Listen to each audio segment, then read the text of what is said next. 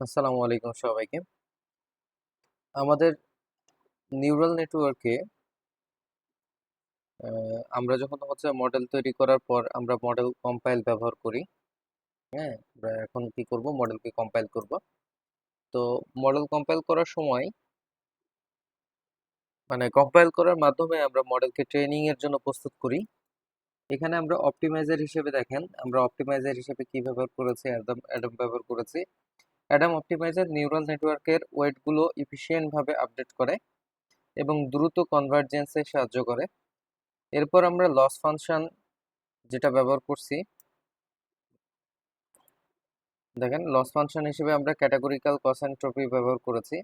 কারণ আমাদের মডেল 4টি সেন্টিমেন্ট ক্লাস প্রিডিক্ট করে, যেটা আমরা পূর্বে দেখেছি যে ইরিলেভেন্ট, নেগেটিভ, নিউট্রাল এবং পজিটিভ। মাল্টি ক্লাস ক্লাসিফিকেশন প্রবলেমের জন্য ক্যাটাগরিক্যাল কসেন্ট্রপি ব্যবহার করা হয়।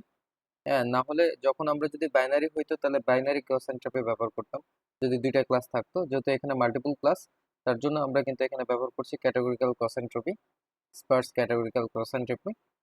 তারপরে সবশেষে আমরা ম্যাট্রিক্স হিসেবে অ্যাকুরেসি ব্যবহার করেছি। দেখেন, ম্যাট্রিক্স হিসেবে অ্যাকুরেসি ব্যবহার করেছি যাতে ট্রেনিং এর সময় মডেল কতটা সঠিকভাবে প্রেডিকশন করছে তা মাপা যায়।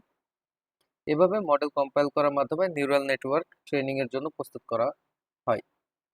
ধন্যবাদ সবাইকে।